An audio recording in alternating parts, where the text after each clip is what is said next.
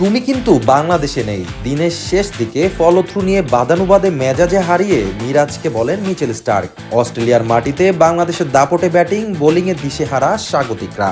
Darwin টেস্টের দ্বিতীয় দিনটা যেন পুরোপুরি বাংলাদেশের।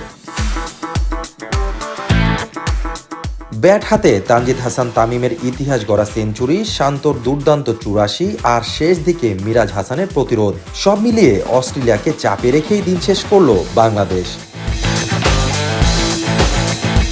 শুরুটা অবশ্য ছিল অধিনায়ক নাজমুল হোসেন শান্তকে ঘিরে। নতুন বলের চ্যালেঞ্জ সামলে আত্মবিশ্বাসের সঙ্গে ব্যাট করছিলেন তিনি। ৮৪ রানের দুর্দান্ত ইনিংসে এগিয়ে যাচ্ছিলেন সেঞ্চুরির পথে, কিন্তু জশ হ্যাজেলউডের অফ স্টাম্পের বাইরে ব্যাক অফ লেন্থ ডেলিভারিতে বাড়তি বাউন্স আর দ্বিতীয় স্লিপে ক্যাচ দিয়ে থামতে হলো শান্তকে।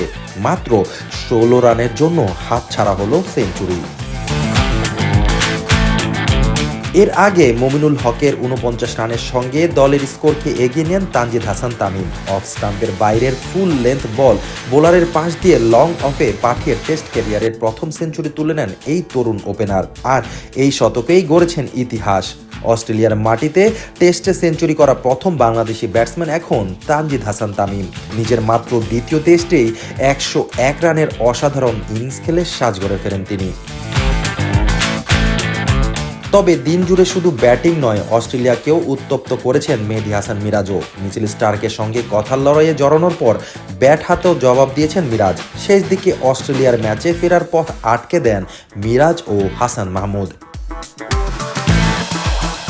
সপ্তম উইকেটে অবিচ্ছিন্ন ৪৩ রানের জুটি গড়ে ১৪৭ বল খেলেছেন দুজন। ৭৩ বলে ৩২ রানে অপরাজিত মিরাজ, হাসান অপরাজিত ১৩ রানে। আর দিনের শেষ বলেই নাটক, গ্রিনের হাতে ক্যাচ তুলে দিয়েও বেঁচে যান মিরাজ।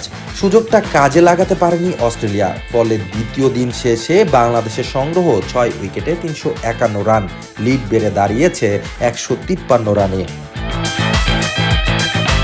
তানজিদের ইতিহাস, শান্তর আক্ষেপ, মিরাজ স্টার্কের উত্তাপ আর শেষ বিকেলে মিরাজ হাসানের প্রতিরোধ, সব মিলিয়ে ডারউইনে অস্ট্রেলিয়াকে যেন ব্যাটিং বোলিংয়ে দিশেহারা করে রেখেছে বাংলাদেশ।